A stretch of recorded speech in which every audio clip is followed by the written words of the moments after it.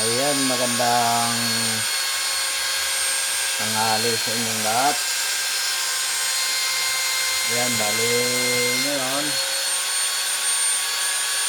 may katatapos tayong receiver. Ayan, bali ngayon yan, bubuhin natin yung ating trigger assembly kasi para maikabit na natin sa kanyang receiver. Ay, Roy, yung kwan pala nito.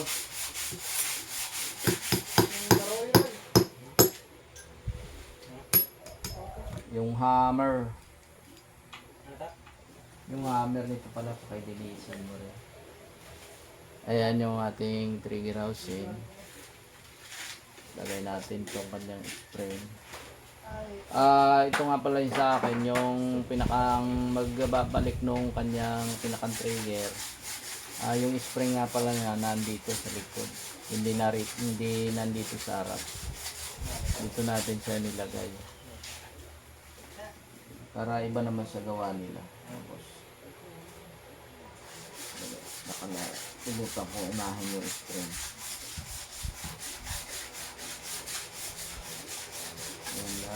Ito lang yung ating video ngayon kasi wala naman tayong ibang may upload sa ating YouTube channel.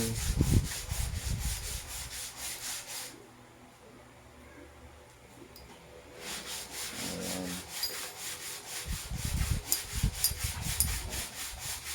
Yung hammer natin.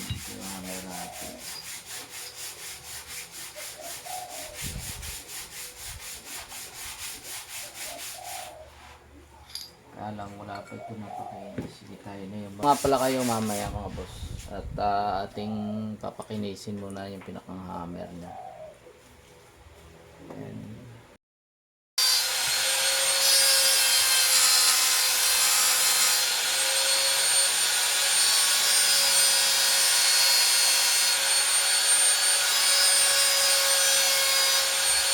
And lilinisan lang natin at nang mabuo na natin itong ating receiver.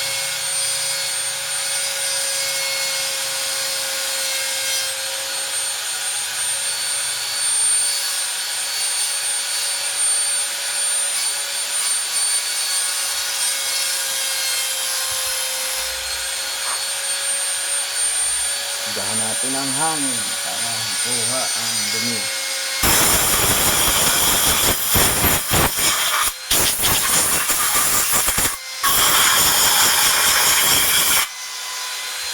Dapat kasi para walang kakalam sa valve.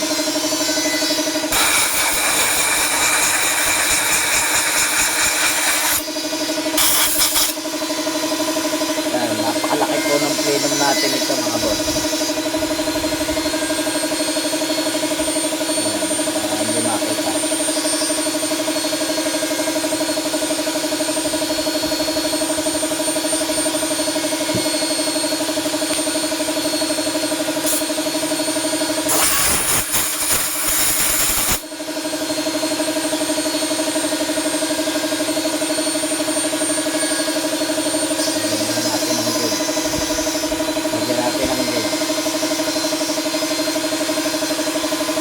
Ito nga pala mga boss ay meron na rin aro. Meron na may aro.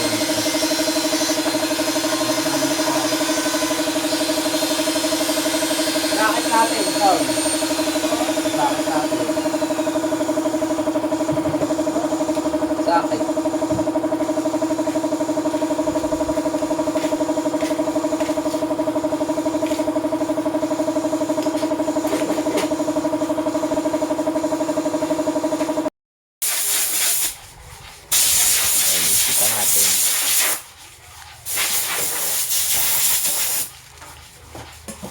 Higpit kamay lang mga boss at baka maputol.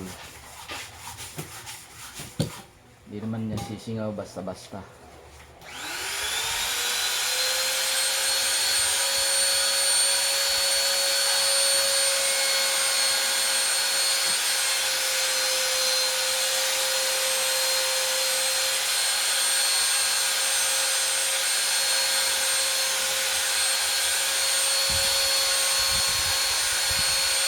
Tapos ng 10 mm. Pero susukat ko pa yung kasi babawasan ko pa ito. Sukat muna natin mga boss. Para mabawasan natin. Mamaya na lang natin lagyan ng kwan.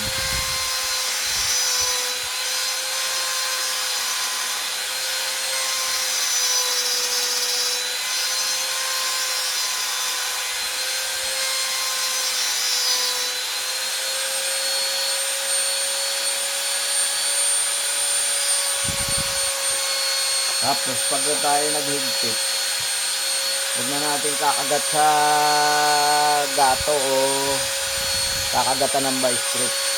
So gamit lang tayo ng ganito, isuot natin dyan sa butas. Tapos yan, higpitan natin para hindi nagkakatama. Kasi pag kinagatan nyo ng vice grip ito, yan, may tendency magkakatama siya yung karangitin ba nung vice grip o nung gato. Kaya ito, ganyan. Ito yung akin pinanghihigpit lang. Kasi sakto naman doon sa butas. Kung dyan sa inyo, hanap na lang kayo ng kasukat ng butas na pwede nyo panghigpit dito. Tapos, higpitan natin ng ganun. Okay. Pero muna ng hammer para maputulan. Simuroin yung hammer. Maisukat natin. Ipuputulan ko pa yung pinaka-pin ng valve. Napakalayo.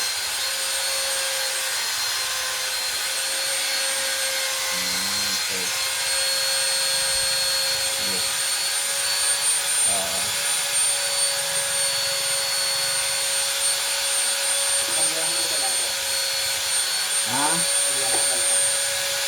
Yan.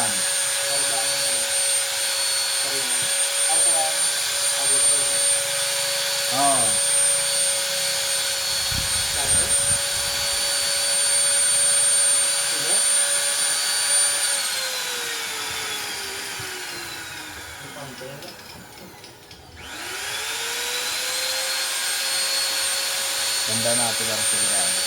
Nasa na yung natin? Pasensya na kayo kasi hindi tayo nakahandang igawa na sana ng video ito. Pero naisip kong gawa ng video kasi matagal na tayo hindi nakakapag-upload. Makita na rin nung may nagmamay-ari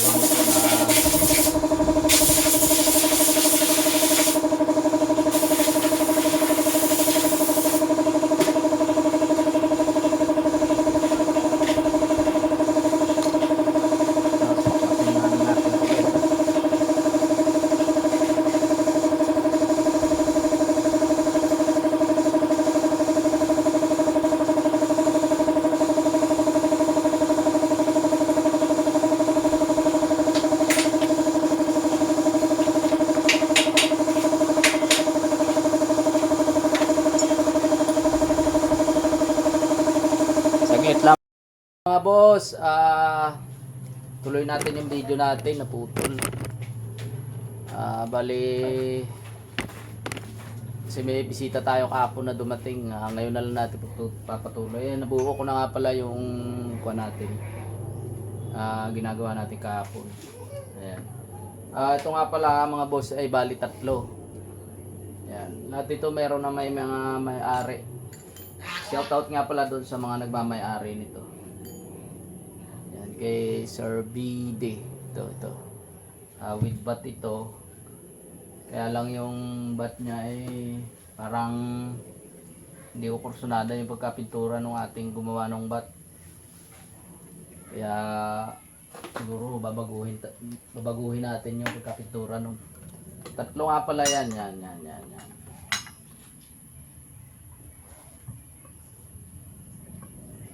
Pare-pareho lang yan ang itsura mga boss. Pareho lang yan ang mga itsura. Isa lang ang itsura yan. Bababa natin ating camera. Pasensya na kayo kahapon kasi may dumating kahapon akong bisita, kaya hindi ko na pakita sa inyo nung binubuo natin. Ayan, ngayon ipakita ko na lang na yan tapos na. Ito siya, 3. Ayan. Ito lahat meron ng mga may-ari yan. Tapos ito. Ayan. Tapos saan pa yung isa? Ayan, bubuhin uli natin yan mamaya. Ayan, kita nyo mga boss, ang gawa natin. Shout out nga pala doon sa may-ari niyan. At paitay-tay lang at papadala na rin natin yan. Iniintay ko lang yung mga kasabay pa na. May kasabay rito. Tinatapos din natin. Kasi malayo kami sa padala kaya plano ko ipagsabay-sabay na yan na padala kasi kung unahin ko yung mga tapos lugi naman kami papunta pa lang doon sa kwan. Padalahan kasi tawid dagat pa kasi kami. Kaya ito na lang muna yung hintayin muna natin yung may 2 pang kasabay. Ayan. Shoutout sa mga nagmamay-ari nito. At sana kapag-intay pa kayo.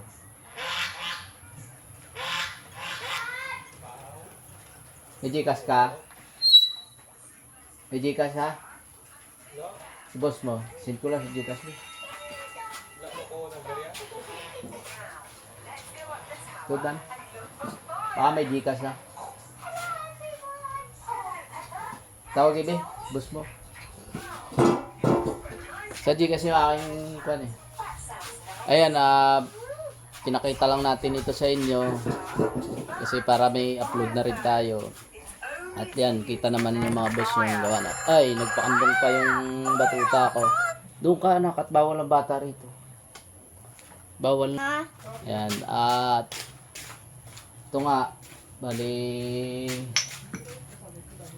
hinihintay lang natin yung 2 pang kasabay nga at para maipadala na natin. 3 pa nga sana yung iniintay pero yung 2 na lang. Mabilis na naman na yung paggawa natin.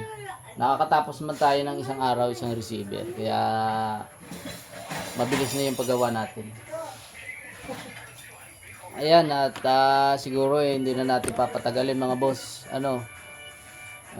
Pinakita ko lang sa inyo kasi yung kahapon naputol yung video natin. Kasi may bisita rin ako kasi dumating nga. Inasikaso ko muna para hindi naman nakakahiya sa bisita natin. Ayan mga boss mga pare-pareho lang ito ng itsura yan. Papakita natin yan. Ayan. Shout out sa inyo lahat nga pala. Ayan. Sa lahat ng nag-aabang ng ating video. At pasensya na kayo, bihira tayo mag-upload kasi nga sa sobrang dami ng ating ginagawa, itong ang YouTube channel natin parang medyo napapabayaan na natin. Ay. Yan, may mga dala na itong regulator. Talagang isa lang talaga ng purma yan, makikita niyo mga boss. Wala pinagkaiba mga boss. Ayan. Ayan. Talagang isang purma.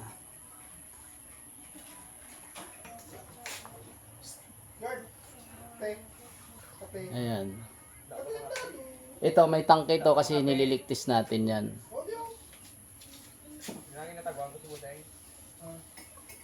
Ayan, nililigtis natin yan kaya may mga tangke. Pero sure na yan na walang singaw kasi magdamag na yan na nakaganyan. Ilang araw na nga ito eh. Yung lima dito. Ito. Ilang araw na yan na may tangke na may lamang hangin. Tapos ito naligtis na rin natin. Yung sabi nga nila na sobrang puti daw ng ating receiver. Ito kasi mga boss, pag halimbawa nabuo na nga natin yung receiver na tapos na natin butasan, kumpleto na yung lahat ng part niya. Yun, bali ito talagang pinapakinis na namin Yan. Hindi natin ito pinapadala ng yung maraming gas-gas. At hindi na testing, yung ganun. Bago natin ito papadala, talagang siguradong makinis na makinis yung pagkagawa natin. Kasi para hindi nakakahiya. Ayan. Sa mga nag-order sa atin.